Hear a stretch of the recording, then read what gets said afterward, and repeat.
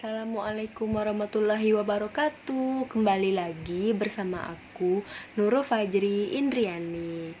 Nurul mau tanya sama teman-teman semua, kalian pernah belanja di Shopee nggak? Shopee, Tokopedia, atau di Zalora? Nah, itu tuh kan mereka termasuk ke dalam e-commerce. Jadi sekarang Nurul mau bahas tentang e-commerce. Mari kita bahas.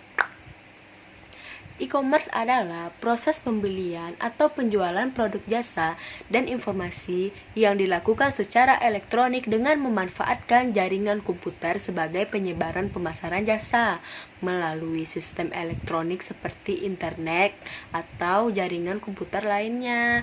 E-commerce dapat melibatkan transfer dana elektronik, sistem manajemen inventory otomatis, dan sistem pengumpulan data otomatis. Bagi pihak konsumen, menggunakan e-commerce dapat membuat waktu berbelanja menjadi singkat. Tidak ada lagi berlama-lama mengelilingi pusat pertokoan untuk mencari barang yang diinginkan. Selain itu, harga barang-barang yang dijual melalui e-commerce biasanya jauh lebih murah dibandingkan dengan harga yang di toko, karena jalur distribusi dari produsen barang ke pihak penjual lebih singkat dibandingkan dari ke toko konvensional. Dengan menggunakan teknologi informasi, e-commerce dapat dijadikan sebagai solusi untuk membantu perusahaan dalam mengembangkan perusahaan dan menghadapi tekanan bisnis. Tingginya tekanan bisnis yang muncul akibat tingkat persaingan mengharuskan perusahaan harus memberikan respon. Penggunaan e-commerce dapat meningkatkan efisiensi biaya, sehingga dapat meningkatkan kemampuan perusahaan dalam bersaing. Nah, sekarang kita akan bahas tentang konsep e-commerce-nya ya teman-teman. Konsep e-commerce terdiri dari 7. Yang pertama adalah konsep dasar informasi. Konsep yang berbasis dari teknologi informasi dan komunikasi untuk perdagangan dalam menggunakan internet. Penggunaan internet ini digunakan sebagai media informasi dalam melakukan transaksi berupa produk dan jasa. Yang kedua adalah analisis sistem.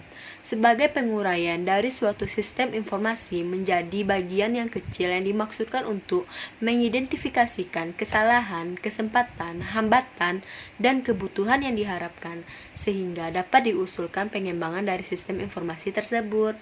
Yang ketiga yaitu perancangan sistem. Setelah tahap analisis sistem, maka diketahui kelemahan-kelemahan sistem tersebut, sehingga tahap ini dapat dibuat persiapan dan perancangan rinci terhadap sistem informasi yang akan dibangun. Yang keempat adalah mekanisme e-commerce. Pada mekanisme e-commerce ini, di mana pembeli yang hendak memilih belanjaan yang akan dibeli bisa menggunakan shopping cart untuk melakukan transaksi terhadap barang-barang yang dipilih dan akan dibayar. Shopping cart biasanya berupa formulir dari web dan dibuat dengan kombinasi CGI, database, dan HTML. Setelah pembeli mengadakan transaksi, retailer akan mengirimkan barang yang dipesan melalui jasa pos langsung ke rumah pembeli. Beberapa cybershop menyediakan fasilitas bagi pembeli untuk mengecek status barang yang telah dikirim melalui internet. Yang kelima adalah software untuk pembuatan e-commerce. Dalam pembuatan toko online atau e-commerce membutuhkan software atau aplikasi tertentu untuk mengatur investasi barang dan transaksi penjualan.